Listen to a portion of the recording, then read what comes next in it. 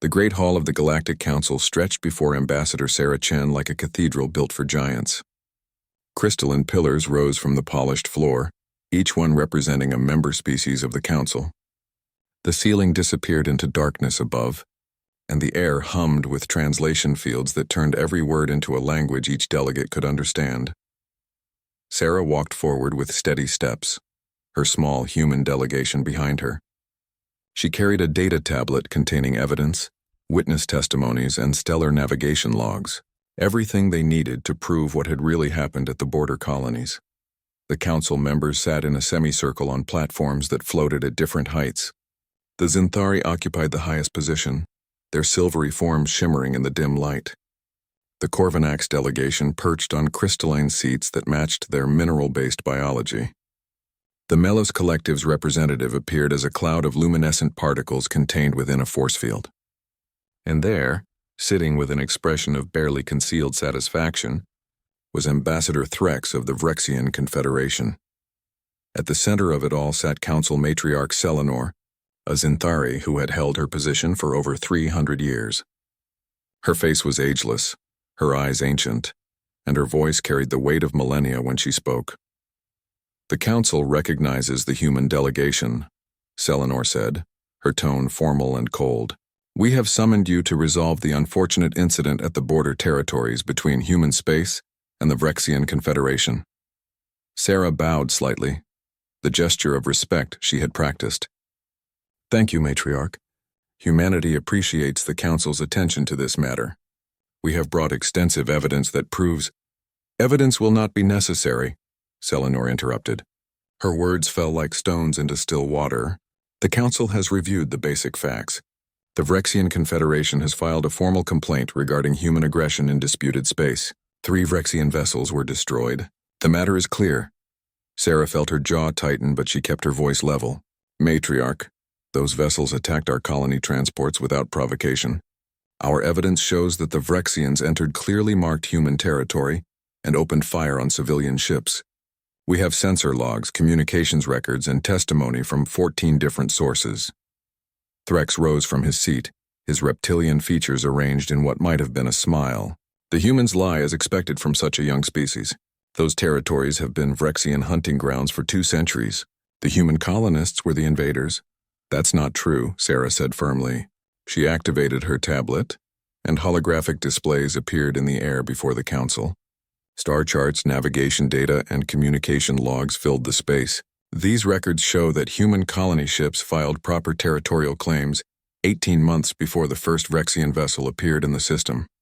The Vrexians have not operated in this sector for over 50 years.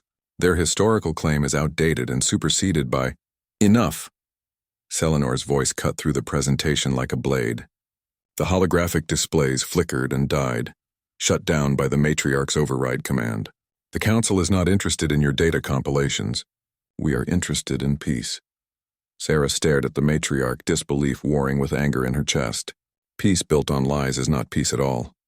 A ripple of reaction moved through the Council chamber. Several delegates shifted in their seats. The Corvinax representative made a sound like grinding stones, but Selenor's expression did not change. "You are new to this galaxy, Ambassador Chen," the Matriarch said, her tone taking on the quality of a teacher speaking to a slow child. "You do not yet understand how civilized species maintain harmony.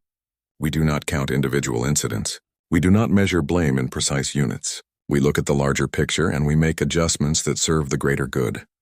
"The greater good?" Sarah could not keep the edge from her voice now. 14 civilian ships were destroyed. 643 people died. "And you want to ignore the evidence because it is inconvenient?" Threx spoke again, his voice oily with false sympathy. "The Vrexian Confederation mourns those losses, of course. But the humans should not have been in Vrexian space.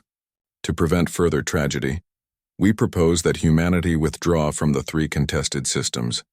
We will accept this as sufficient reparation for the human presence in our traditional territories." The words hung in the air like poison gas. Sarah looked around the Council chamber, waiting for someone to object, to point out the absurdity of the victim paying reparations to the aggressor. But the delegates sat in silence, their expressions unreadable or uncaring. "You cannot be serious," Sarah said quietly. "The Vrexian proposal is reasonable," Selenor replied. 3 systems is a small price to pay for galactic harmony. Your species is young, Ambassador. You have hundreds of potential colony worlds ahead of you. What are 3 systems compared to maintaining good relations with the Council? Sarah felt something cold settle in her stomach. She had been prepared for many outcomes. She had prepared arguments, counter-proposals, and compromise positions. But she had not prepared for this. She had not prepared for the Council to simply decide that human lives and human territory did not matter. Humanity has invested tremendous resources in those colonies, Sarah said, forcing herself to stay calm. There are over 2 million human citizens living in those systems. They have built homes, started families, established communities. You are asking us to abandon them. You may relocate them, of course, Selenor said dismissively. The Council will grant you 60 days to complete the evacuation. That is more than fair. Fair? The word came out harsher than Sarah intended. She took a breath, centering herself. Matriarch, I asked the Council to consider a counter-proposal. Both sides withdraw military vessels from the contested zones. An independent Council investigation team reviews all evidence. We establish clear boundaries based on the actual facts, not on historical claims or assumptions. And then we move forward with genuine dialogue, not predetermined outcomes. The matriarch did not even pause to consider it. Your counter-proposal is rejected. The Council has made its decision. Humanity will cede the 3 systems to the Vrexian Confederation. This is not a negotiation, Ambassador Chen. This is the Council informing you of what will happen. And if we refuse? Selenor's eyes narrowed. Then humanity will face Council sanctions. Your trade routes will be restricted. Your access to Council technology and resources will be limited. Your species will be marked as disruptive to galactic peace. Is that what you want, Ambassador? To be isolated and alone in a galaxy that has learned to cooperate? Sarah looked at the faces around her. The Zinthari sat with serene superiority. The Corvinax appeared indifferent, their rocky features impossible to read. The Melos Collective's particles swirled in patterns that meant nothing to her. And Threx watched her with barely concealed glee, knowing he had won before the hearing even began. You are giving us 48 hours to accept these terms, Sarah said slowly. That is correct, Selenor confirmed. The Council expects your compliance within 2 standard days. You may return to your delegation and inform your government of our decision. Sarah closed her data tablet. She looked down at the device that held all their evidence, all their proof, all the documentation that meant nothing to these ancient species who had decided that truth was less important than their idea of order. She looked up at the matriarch, meeting those ancient eyes with her own. No, the word echoed in the vast chamber. Selenor frowned, the first crack in her composed expression. Excuse me? Humanity does not negotiate from its knees, Sarah said clearly. We came here in good faith seeking justice. You have shown us that this Council does not care about justice. It cares only about maintaining a comfortable status quo, even if that means rewarding aggression and punishing victims. She gathered her materials and turned to her delegation. We are leaving. You cannot simply leave, Selenor said, and for the first time there was uncertainty in her voice.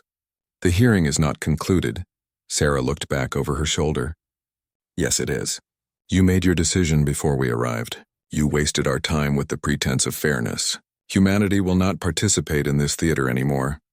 She walked toward the exit, her delegation following. Behind her, the Council chamber erupted in confused murmuring.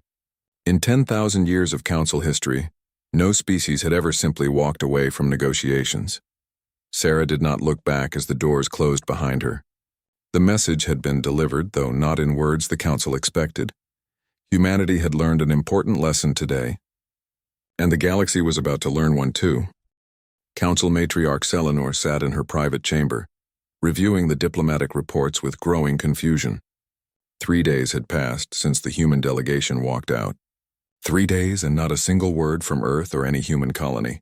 They will return, she had told the other Council members. Young species always do. They posture and complain, but eventually they understand how things work. But the humans had not returned.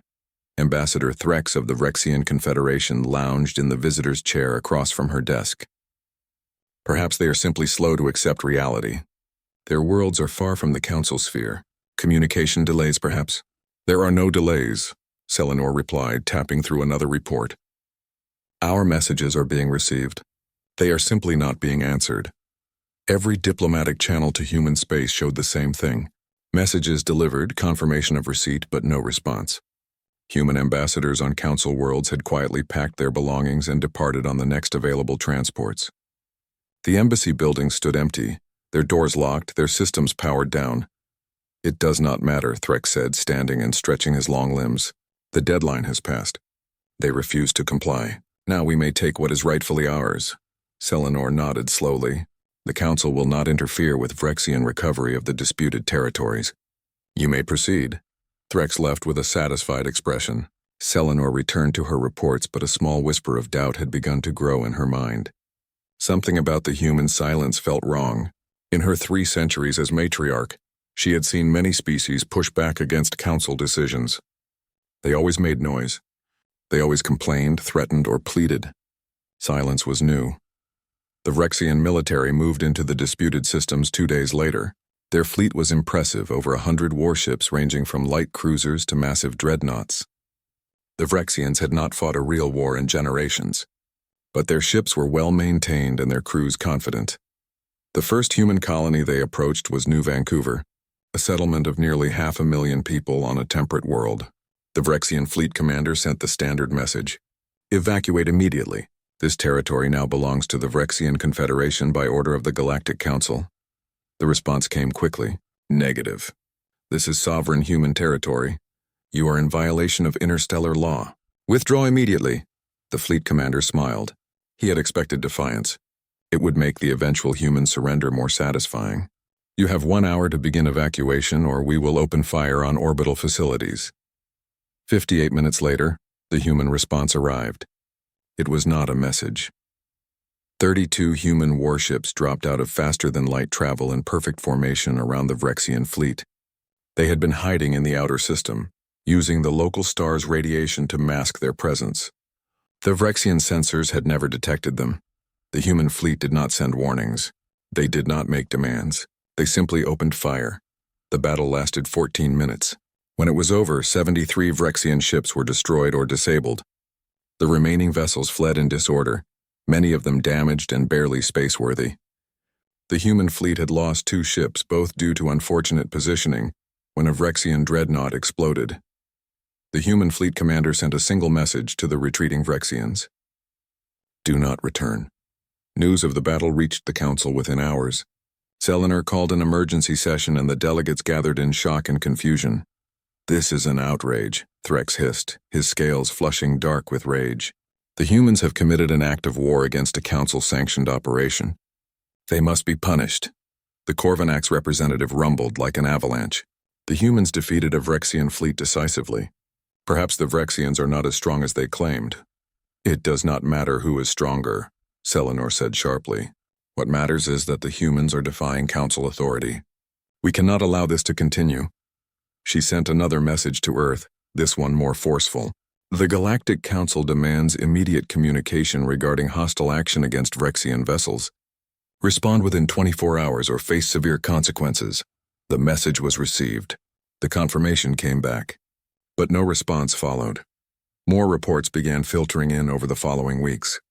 The Vrexians, humiliated but still determined, sent 3 more fleets to claim the disputed territories.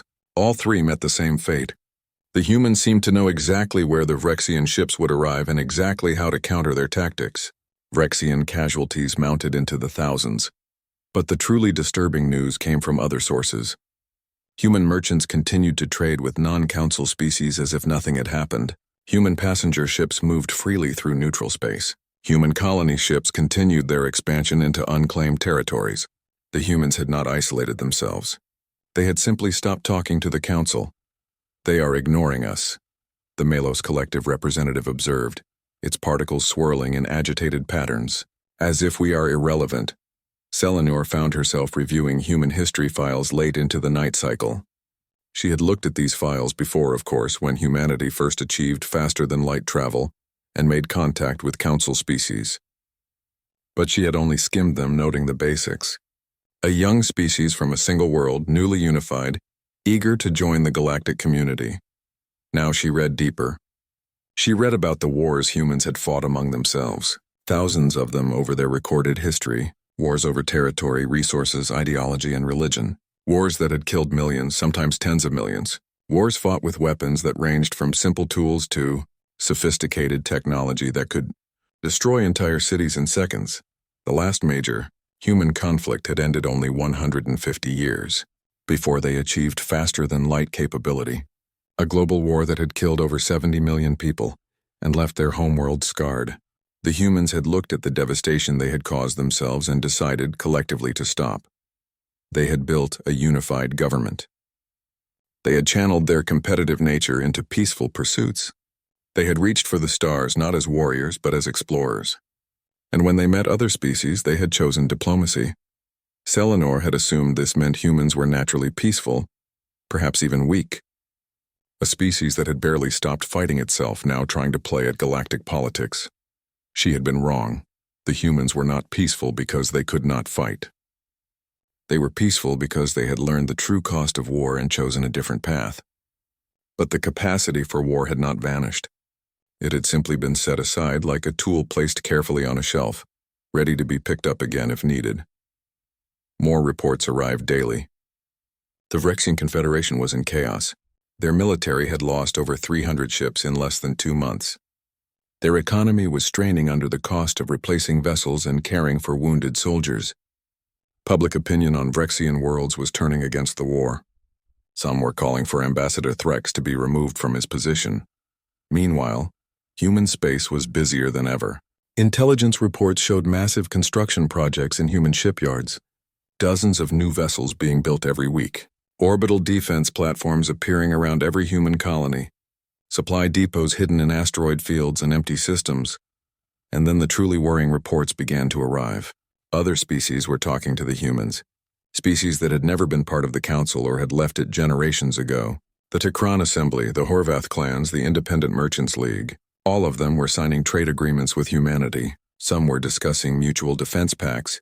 They are building a coalition, the Corvinak's representative observed during a council session. The humans are creating an alternative to the Council. That is impossible, Threx spat. No species can survive outside the Council's protection and trade networks. But it was happening, and the Council, for the first time in millennia, was powerless to stop it.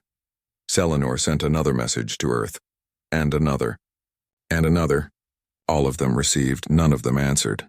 The silence continued, deep and absolute, more disturbing than any threat or complaint could have been. In the quiet of her chamber, alone with her thoughts, Selenor began to understand what had happened. The Council had treated humanity like a child species that needed to be taught its place. But humanity had not been seeking a place in the Council's hierarchy. They had been seeking justice, respect, and fair treatment. When those things were denied, humanity had not begged or pleaded. They had simply concluded that the Council was not worth their time. And now, watching reports of human fleets moving with professional precision, of human diplomats forging new alliances, of human colonies thriving despite Council sanctions that were proving ineffective, Selenor felt something she had not experienced in centuries. Fear. Not fear of human weapons, though those were proving effective enough. Fear that the Council's carefully maintained order was not as strong as she had believed. Fear that other species would see what humanity had done and decide to follow their example. Fear that the galaxy was changing and the Council was being left behind. The silence from Earth continued, and in that silence Selenor heard the death rattle of the old order. 6 months after Ambassador Chen walked out of the Council chambers, the galaxy looked very different. Councillor Ven of the Takari's Union sat in his office reviewing reports, his feathered crest lying flat against his head in distress. The Takaris had been council members for over 2,000 years. They were a cautious species, preferring to observe and analyze before taking action. Ven had watched the human situation develop with growing concern, and now his concerns were being confirmed in the worst possible way. Another one, his aide announced, bringing in yet another report. The Siluran Collective has formally withdrawn from the Council. They cite unfair trade restrictions and unequal representation. Ven clicked his beak in frustration. That made 7 species who had left the Council in the past 4 months. 7 species who had looked at what humanity did and decided to follow their example. It had started small. The Horvath clans, who had always been on the edge of Council space, quietly stopped attending Council sessions. When asked why, their representative had said simply, "We have found better trading partners." Then the Techran Assembly announced they were reviewing their council membership. Their spokesperson had been more direct. "For 300 years we have paid council fees and followed council rules. But when we needed council support against pirates in our territory, we were told to solve the problem ourselves. The humans solved it for us in 2 weeks. Why do we need the council?" The situation with the Vrexian Confederation had become a disaster. Ambassador Threx no longer attended council sessions. There were rumors he had been recalled to his homeworld to face criminal charges. The Vrexian military, once proud and confident, had been humiliated in battle after battle against the humans. Vrexian civilian leaders were now desperately trying to find a way to end the conflict they had started, but the humans still would not talk to the council. Ven had tried reaching out through unofficial channels. He had sent messages to human merchants, to colony administrators, to anyone who might carry a message to Earth's government. The responses were always polite but firm. "Humanity is no longer interested in council mediation. We will handle our own affairs." The emergency council session that day was unlike any Ven had attended in his 70 years of service. The chamber felt emptier with so many delegations gone. The remaining members were tense, angry, or frightened, depending on their species and temperament. Matriarch Selenor looked older somehow, though her species did not age visibly. The weight of leadership was showing in other ways, in the tightness around her eyes and the careful control of her movements. "We must address the crisis," she began. "The Council's authority is being challenged on multiple fronts. Species are leaving. Our trade networks are weakening. And at the center of all this chaos stands humanity. Then we must force them to negotiate," said the Corvinac's representative. "Send a military fleet to Earth. Make them understand they cannot defy the Council." A shocked silence followed those words. The Melos Collective's particles swirled violently. "You propose war against humanity? Have you not been paying attention to what happened to the Vrexians?" "The Vrexians were overconfident and poorly prepared," the Corvinac's representative rumbled. "A proper council fleet would be different." Ven clicked his beak sharply. "Would it? Tell me, when was the last time the Council fought a real war? Not a police action against pirates or a brief intervention in a minor dispute. A real war." The silence that followed was answer enough. "It has been over 4,000 years, Ven continued. We have forgotten how to fight because we have not needed to fight. We maintained peace through careful diplomacy and balanced agreements. But the humans have not forgotten. They stopped fighting each other only recently, in their terms. They remember how to wage war, and they are very, very good at it." "Then what do you propose?" Selenor asked quietly. "That we simply accept this situation? That we allow the Council to crumble, because one young species decided to throw a tantrum?" "It was not a tantrum," Ven said firmly. "I have been reviewing the records of that final meeting." Ambassador Chen brought evidence. Substantial, detailed evidence that proved Vrexian aggression. We did not even look at it.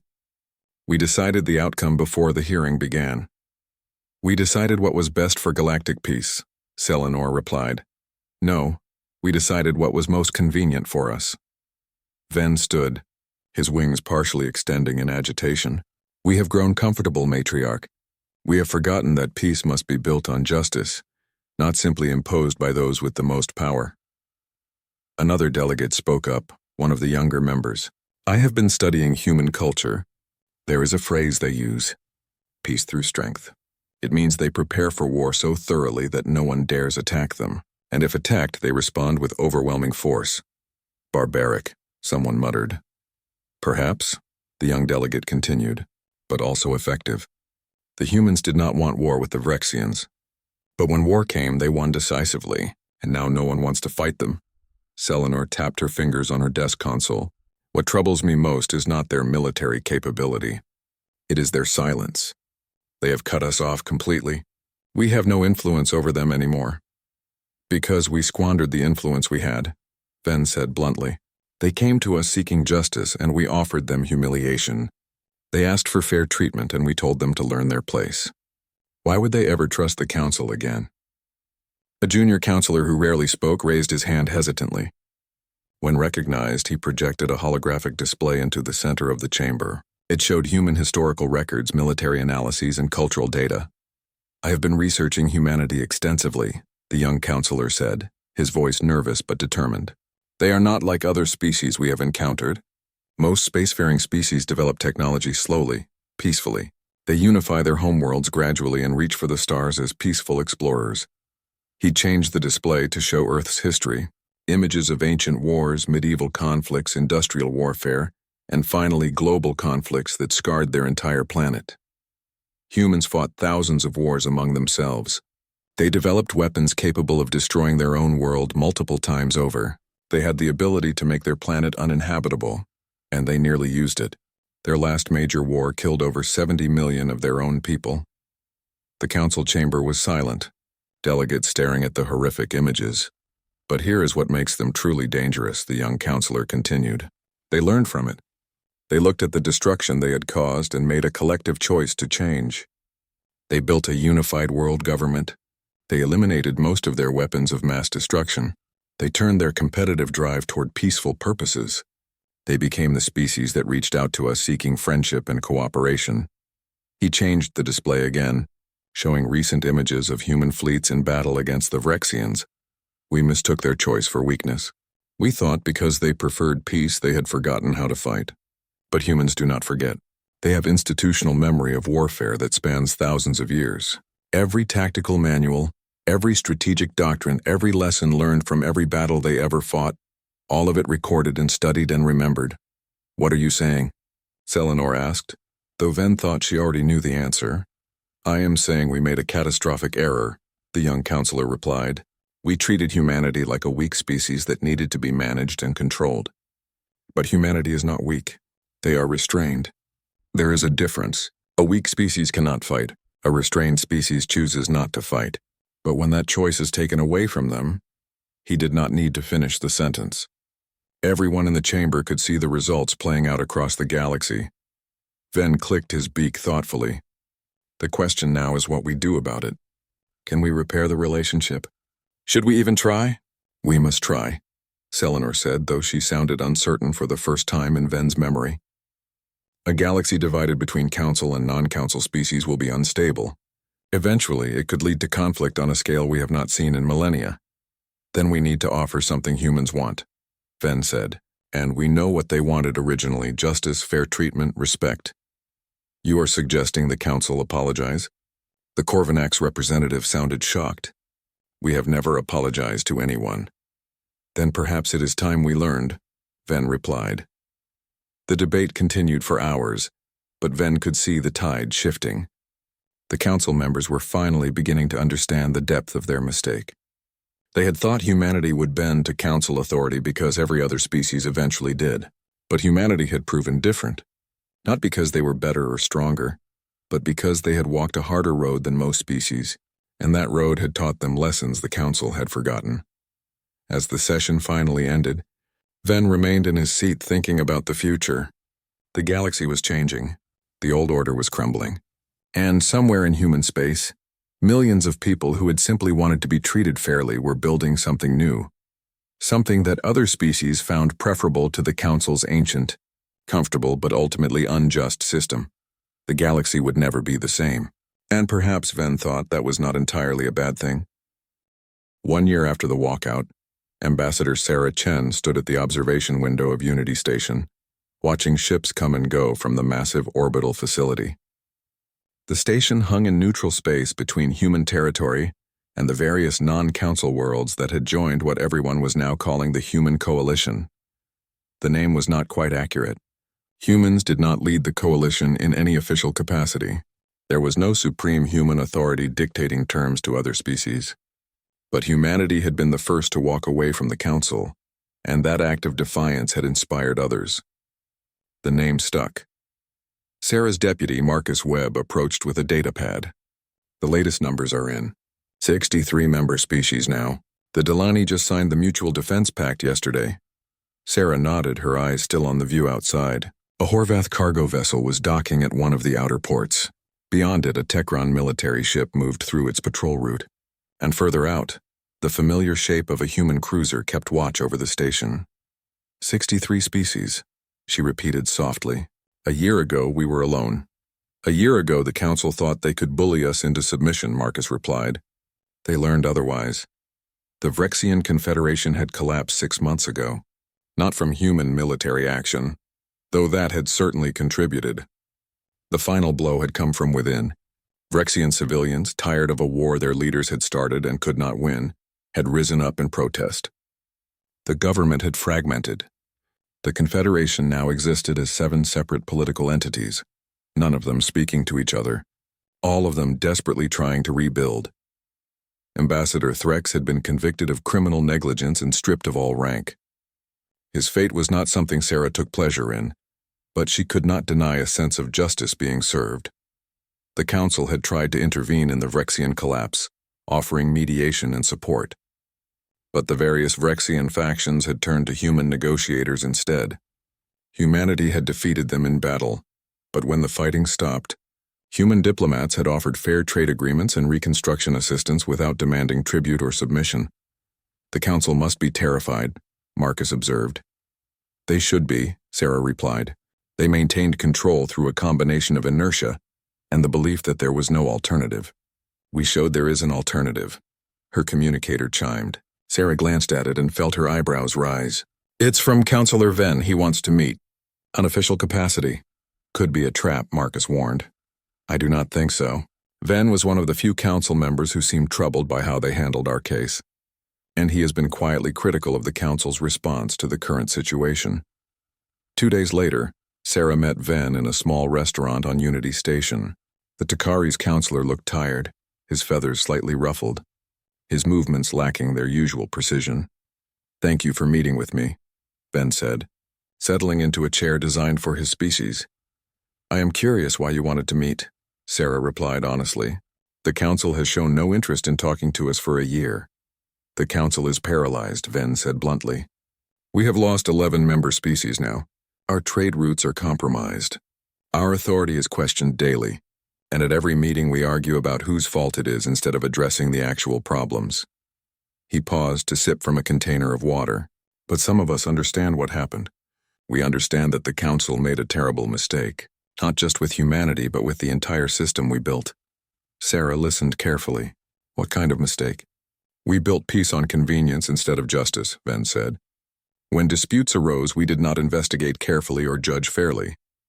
We simply decided which outcome would be easiest for the council to manage. We told ourselves we were preventing conflict, but really we were just avoiding difficult decisions. And certain species always seem to benefit from those easy decisions, Sarah added. Yes, the older species, the stronger species, the ones who had been council members for thousands of years, they knew how to work the system. Younger species, newer members, they were expected to accept whatever the council decided, and for a long time they did because the alternative was isolation. Venn's crest flattened against his head. But you showed them the alternative is not isolation. It is building something better. Sarah considered her words carefully. The coalition is not perfect. We have our own disputes and problems, but we start from a position of equality. Every member has an equal voice, regardless of how old their civilization is or how powerful their military. When disputes arise, we investigate fully and judge fairly. It takes more time and more effort, but the results are just. That is what the council should have been, Venn said quietly. That is what we claim to be, but we stopped living up to those ideals long ago. So why are you here, Counselor? What does the council want? The council wants many things. Some want to crush the coalition, though they are intelligent enough not to say so directly. Some want to ignore you and hope the problem goes away. Some want to compete with you economically and diplomatically. Venn clicked his beak. But a few of us want something different. We want to fix what is broken.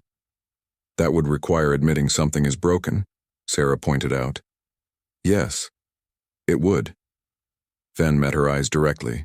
Matriarch Selenor is beginning to understand this. She's old, set in her ways, and very proud. But she is not stupid. She sees what is happening. The galaxy is dividing, and the council is on the wrong side of that division. Sarah felt a stir of interest despite herself. What exactly are you proposing? Nothing official yet. I am here as an individual, not as a council representative. But if there were to be a path toward reconciliation, what would humanity require?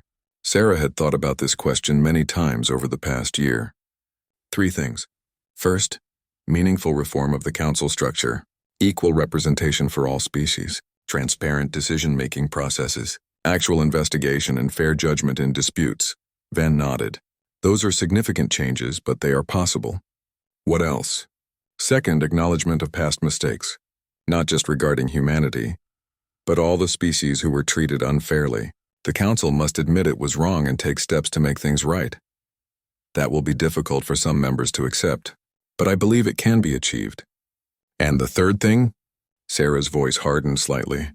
Genuine change, not just words. The Council must prove through actions that it has truly reformed. Treaties must be honored. Disputes must be judged fairly. And if Council members abuse their position, there must be consequences. Ven was quiet for a long moment. You are asking the Council to become something it has not been for thousands of years. Yes, because the old Council is dying.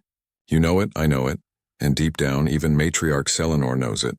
The question is whether the Council will adapt and survive or cling to the old ways and become irrelevant.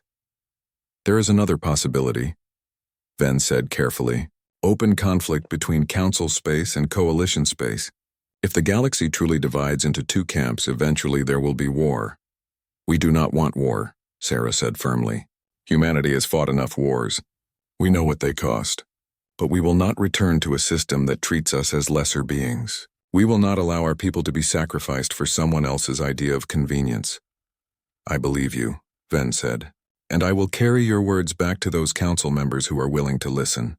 But I cannot promise anything. Change is difficult, especially for institutions as old as the Council.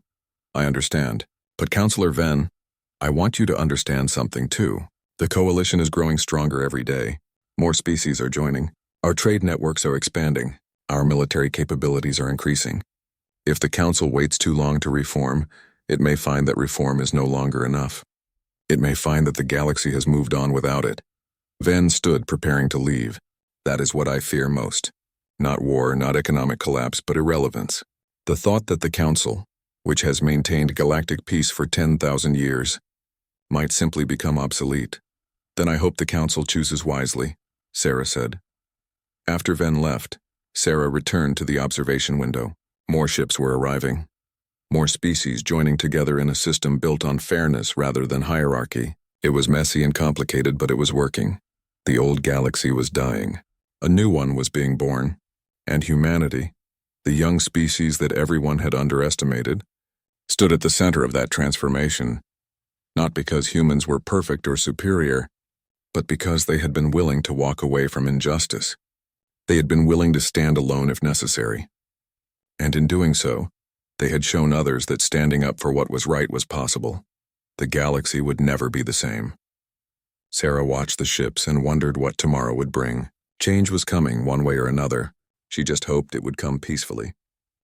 18 months after Ambassador Sarah Chen walked out of the Council chambers, she returned to neutral space for a very different kind of meeting.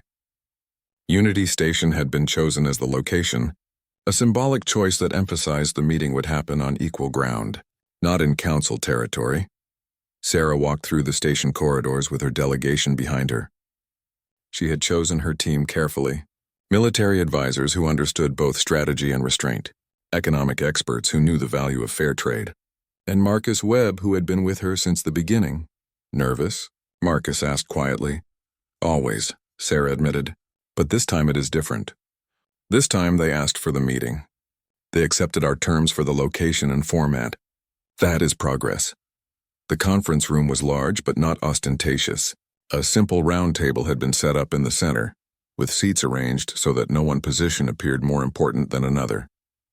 Humans had learned long ago that symbolism mattered in diplomacy. The Council delegation arrived precisely on time. Matriarch Selenor led them, and Sarah noted immediately that something had changed. The matriarch's usual air of absolute certainty was gone. She moved carefully, almost hesitantly, and her eyes held something Sarah had never seen before in a council leader. Doubt Councillor Ven was there as well, along with representatives from the Corvinax and several other species. Notably absent was any representative from the Vrexian factions. That particular wound was still too fresh. Everyone took their seats. The room was quiet, tension thick in the air. Sarah waited. This was the council's meeting called at their request. Let them begin. Selenor cleared her throat softly. When she spoke, her voice lacked its usual commanding tone. Ambassador Chen, thank you for agreeing to this meeting.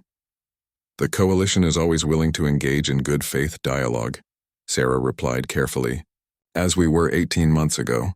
The pointed reference to the past hung in the air. Selenor nodded slowly, acknowledging it. Yes. About that. Selenor paused and Sarah realized the matriarch was struggling with something. I have prepared a statement, but now sitting here, I find the prepared words inadequate. She placed her hands flat on the table, a gesture of openness in Zinthari culture. So let me speak plainly instead. The Galactic Council made a terrible mistake. Not just one mistake, but many mistakes over many years. And the mistake we made with humanity was perhaps the worst because it revealed all the others. Sarah said nothing, simply listening. You came to us seeking justice, Selenor continued. You brought evidence, testimony, proof of what had happened. And we ignored it. We decided the outcome before we heard your case because that was easier than doing the work of real justice. We told ourselves we were maintaining peace, but we were actually maintaining our own comfort. The matriarch's voice grew stronger, more certain now that she had started. We treated you as a child species that needed to be taught its place. We assumed that because you were new to the galactic stage, you would accept whatever we decided. We were wrong, catastrophically wrong. Ven spoke next, his feathers rustling. I have spent the past year studying council history, reviewing cases, reading judgments, analyzing patterns. What I found disturbed me deeply. For the last 1,000 years, the council has not been a force for justice. It has been a force for maintaining the status quo. We favored older species over younger ones. We protected the powerful at the expense of the weak. We called it wisdom and stability, but it was cowardice and laziness. The Corvinac's representative rumbled like distant thunder. My species has been guilty of this as well. We benefited from the system, so we did not question it. We told ourselves that peace was what mattered, not how that peace was achieved. We were wrong. Sarah listened to each council member speak. Some were more sincere than others. Some still seemed to be going through the motions. But the overall message was clear. The council had changed, or at least was trying to change. When they finished, Sarah took a moment to collect her thoughts. I appreciate your honesty. Admission of mistakes is difficult, especially for institutions and individuals who have held power for so long. But words alone are not enough. What actions is the council prepared to take? Selenor produced a data tablet and slid it across the table. We have prepared a proposal for comprehensive council reform. I will summarize the key points. She took a breath. First, restructuring of council representation. All member species will have equal votes regardless of age, size, or historical influence. No species will hold permanent leadership positions. The matriarch role will rotate annually among member species. That was significant. Selenor was offering to give up the position she had held for centuries. Second, transparent decision-making. All council proceedings will be recorded and made available to member species. Disputes will be investigated by independent teams with no connection to the parties involved. Evidence will be reviewed fully before any judgment is made. Third, a truth and reconciliation process. We will review historical council decisions, identify cases where injustice occurred, and work to make amends where possible. This will include the Vrexian situation and others. Selenor met Sarah's eyes. And fourth, accountability. Council members who abuse their position or act in bad faith will face consequences, including removal from the council. No species will be above the rules. Sarah reviewed the tablet, reading through the detailed proposals. Marcus leaned over to look as well, and she saw his eyebrows rise. This was more than she had expected. Much more. These are substantial changes, Sarah said carefully. But implementation is what matters. How do we know the council will actually follow through? You do not, Selenor said bluntly. We have broken your trust, and trust must be rebuilt through action, not promises. What I can offer is a probationary period. The coalition remains independent for 5 years. During that time, the council implements these reforms and proves they are genuine. Coalition observers will have full access to council proceedings. At the end of 5 years, coalition species can choose whether to join the reformed council or remain independent. It was a clever proposal. It gave humans and their allies everything they wanted without requiring immediate trust. The council would have to prove itself. There is one more thing, Ven added. An apology. Not just to humanity, but to all species who have been treated unfairly by the Council over the centuries.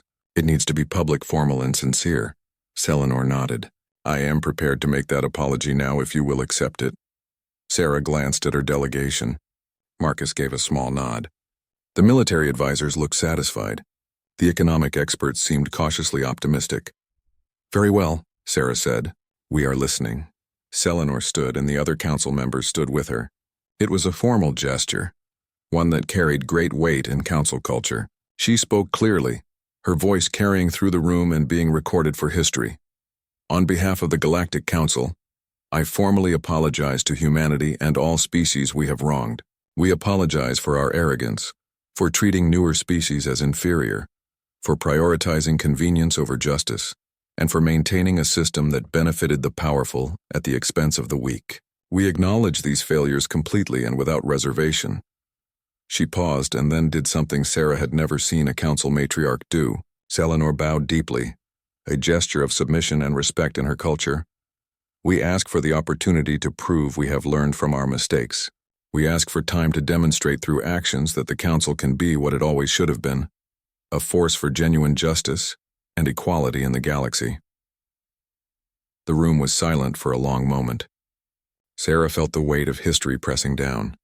This was a turning point, a moment that would be remembered for generations. She stood as well, and her delegation rose with her. Humanity accepts your apology. But understand this, we accept it provisionally. Words are easy. Action is what matters. The council will be judged by what it does, not what it says. We understand, Selenor replied. Then let us begin again, Sarah said. Not as superiors and inferiors, not as old species and young species, but as equals. Let us build something better than what came before. She extended her hand, a human gesture that had become familiar to other species. Selenor reached out and clasped it, her grip firm. As equals, the matriarch agreed. Later, as the human delegation prepared to depart, Sarah stood once more at the observation window. Marcus joined her, watching the ships move through space. Do you think they will keep their promises? He asked. I think they will try, Sarah replied. Whether they succeed depends on many factors. But the fact that they are trying, that they admitted their mistakes and asked for a chance to do better, that is progress. It is strange, Marcus observed. We walked away from the council to stand on principle. We were willing to be alone if necessary, and because we were willing to stand alone, we ended up not being alone at all. Sarah smiled. That is the paradox of strength. When you prove you do not need something, that is when it becomes available to you. The council tried to force us to comply and we walked away. Now they are asking us to come back on our terms. A human fleet passed overhead in formation, a reminder of the capability that backed up human diplomacy. The ships moved with practiced precision, neither threatening nor submissive.